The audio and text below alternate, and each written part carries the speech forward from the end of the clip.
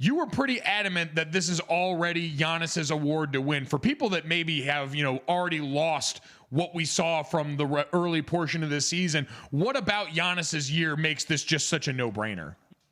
Yeah, there's two reasons why I say that. Number one, there was some pretty effective straw polling done right before the shutdown by some places, including Tim Bontemps at ESPN. And the voters, the actual real people who would vote, were overwhelmingly in favor of Giannis. So part of that is me just saying that I am aware of what the voters are thinking. It's not even just an opinion. I'm just telling you which way I think it's going to go. I suppose things could have changed in 4 months, but LeBron's case hasn't improved. The other thing is Giannis is having a historically great season. And I understand why LeBron himself is a little bit frustrated, and he's been frustrated about the MVP vote consistently over the last 6 or 7 years. But there were times when LeBron won the MVP vote where guys behind him had seasons that would have been MVP years at other eras and other times, even in these years since. And LeBron was just great, especially those years in Miami. I mean, the last year he won the MVP, go look at the season that Kevin Durant had, and Durant couldn't break through because LeBron was just so great. His last MVP award was probably the total height of his powers. And so when you look at LeBron's season, it is very strong, and I compliment him on his defense. This is the best defense LeBron, I think, has played in about 6 or 7 years. But when you go look at Giannis, when you look at his numbers, versus his minutes per game, and then you also consider that he is probably going to be the defensive player of the year for a team that was on pace or very close to winning 70 games, it's a compelling case. And I think Giannis, my expectation is that Giannis will win it relatively easily. And you just mentioned he may double dip with the Defensive Player of the Year, over a guy like Anthony Davis. If he gets to that point, Brian, where he wins a second MVP and they happen to win the title this year, does it then become harder for him to win subsequent MVPs? Yeah, the one thing that you see now, so I've been an MVP voter for 17 years, and one thing that you always see, I'd like to think that I haven't fit into this, but, I probably have, is that a lot of times the MVP isn't about just the numbers, it's about the story. Like, for example, LeBron, the year that really irks him he didn't win it was 2011, which was the 1 year out of 5 years he didn't win it when Derrick Rose did. And that year, the Heat were the villain story and the Bulls were the challenger story. And they won 60 games, and there was the rise of this player from Chicago. And while Rose had a spectacular season, he was also a better story.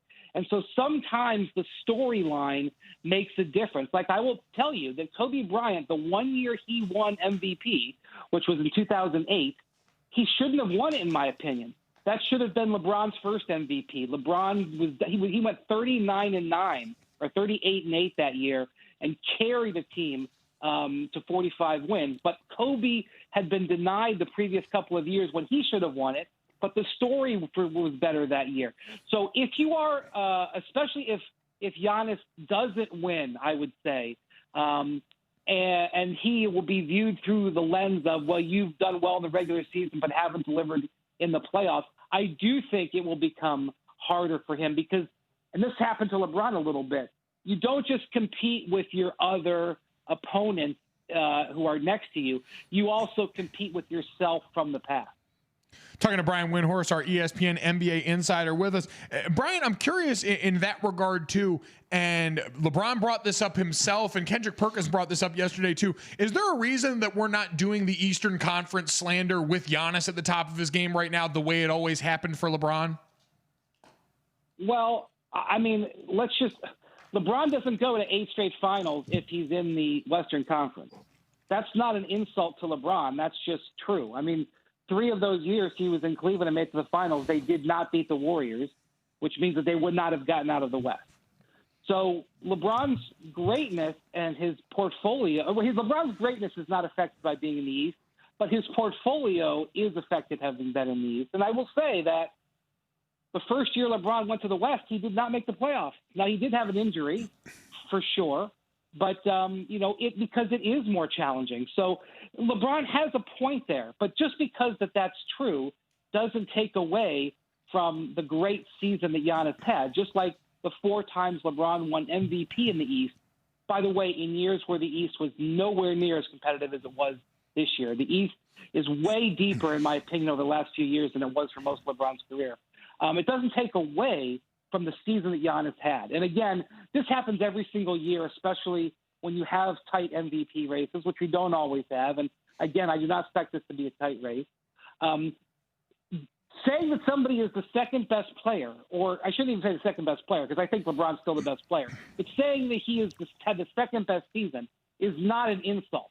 Saying that I'm voting for you number 2 on the ballot out of 450 players is not dragging you down. I know it's perceived that way, and that's fine, but part of the reason that the media does this is because they have to be the ones to say, hey, we have an all-time great player here, but he's going to go second on my ballot because the other guy had a better season.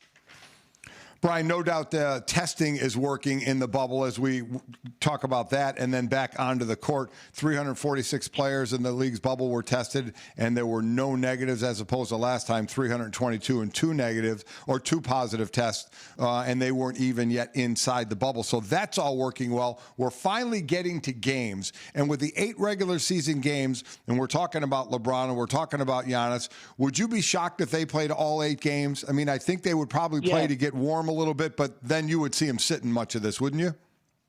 Yeah, I don't know. I know LeBron has long talked about wanting to play. He's sort of done a shift as people have pulled back and taken games off. LeBron has played more. And I think one of the reasons he's felt the need to do that is because he feels like when he comes to, a city one night in a year that a fan may have bought tickets and driven 3 hours, he doesn't want to let that fan down. He has talked about that a lot. Well, there's no fans here.